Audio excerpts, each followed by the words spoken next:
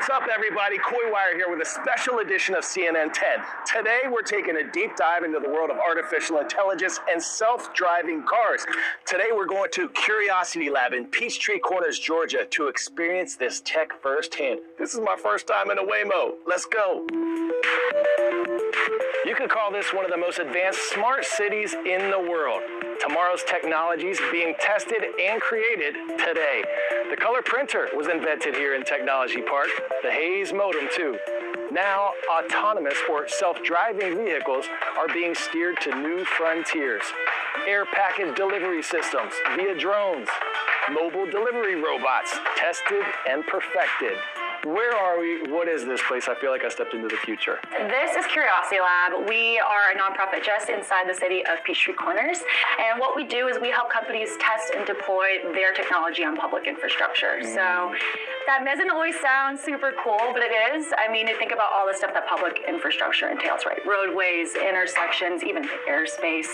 A lot of different technologies work on those things. And that's very important because we're living at a time where we're seeing more and more of it, hearing more and more about it. There might be taxi cabs that are flying through this city. So how well do you help companies prepare us for that type of future? Sure. So when it comes to an environment, like what is the ideal environment for testing? So you always start in a closed environment, right? There's no things coming in terms of variables. You want to make sure the product works. So in the case of a vehicle on a roadway, that would be like a closed track.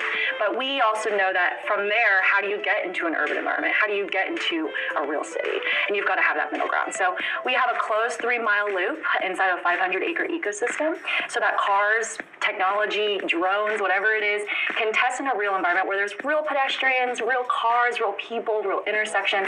So you can start to get the data and learn how these technologies work in real time with real elements so that you know, hey, we're ready to get into the city.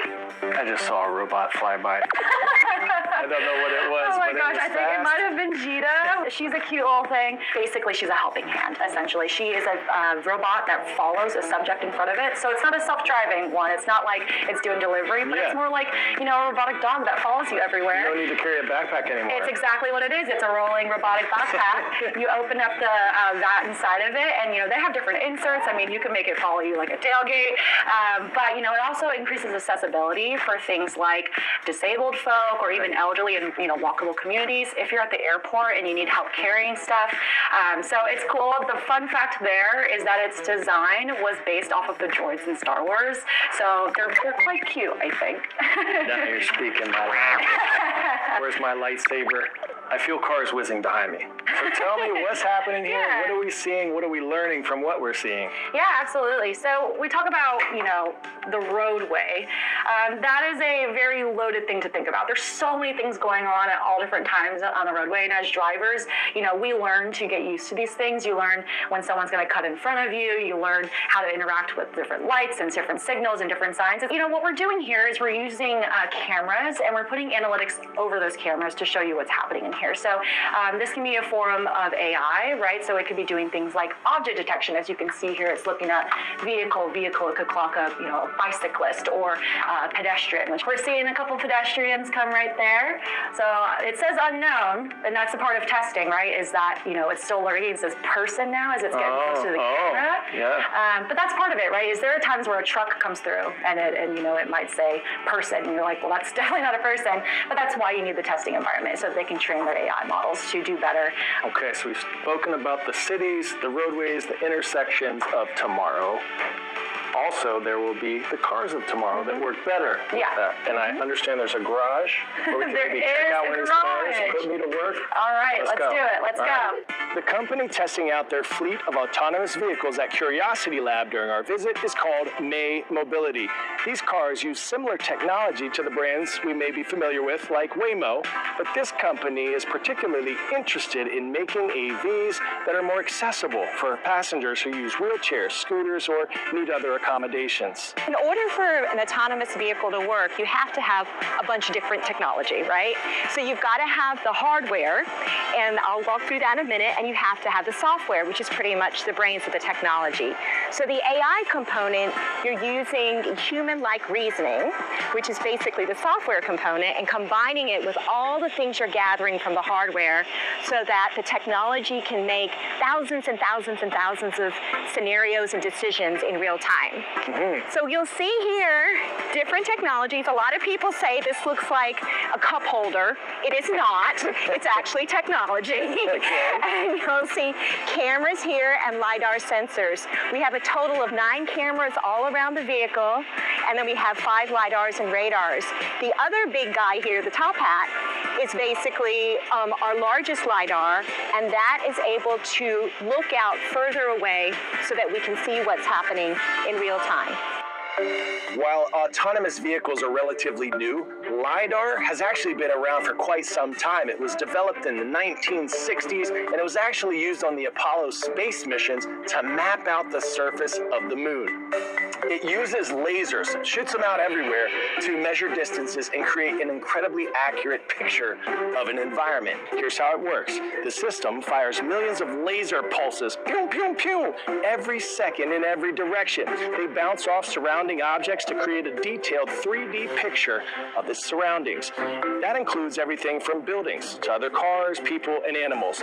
It's similar in a way to echolocation, the system used by bats, whales, and dolphins to navigate and to hunt prey. But this system swaps the sound waves for light.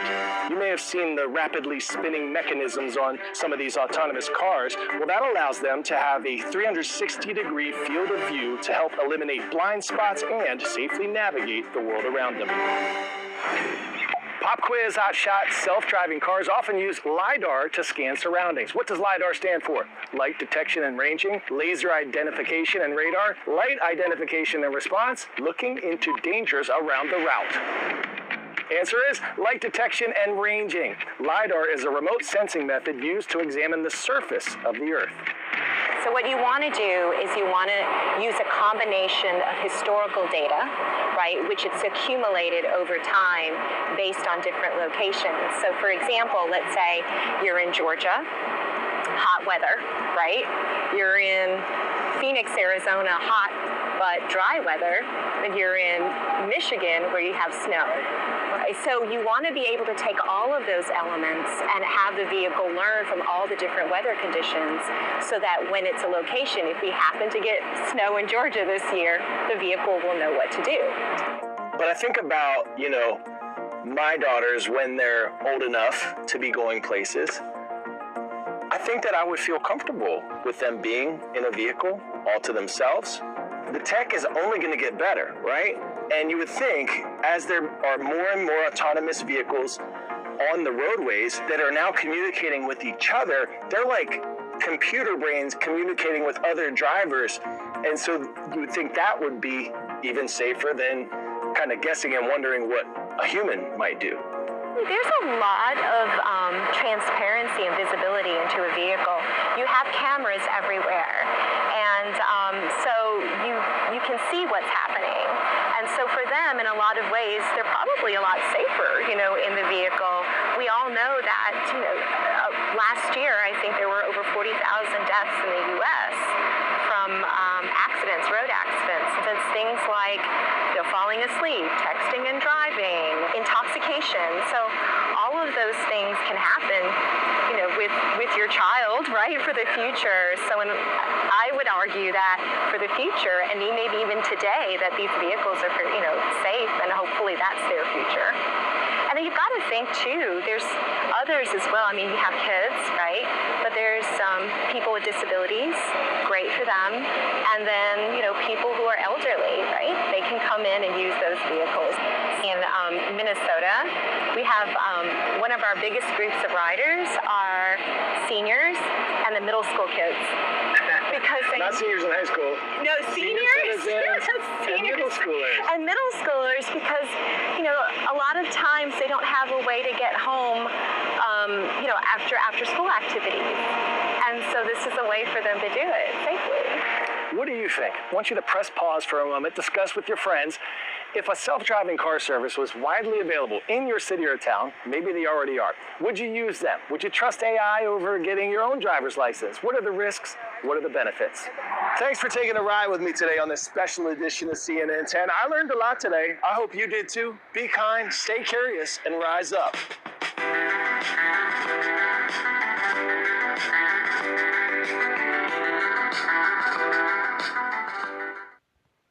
Santos Vagos for life.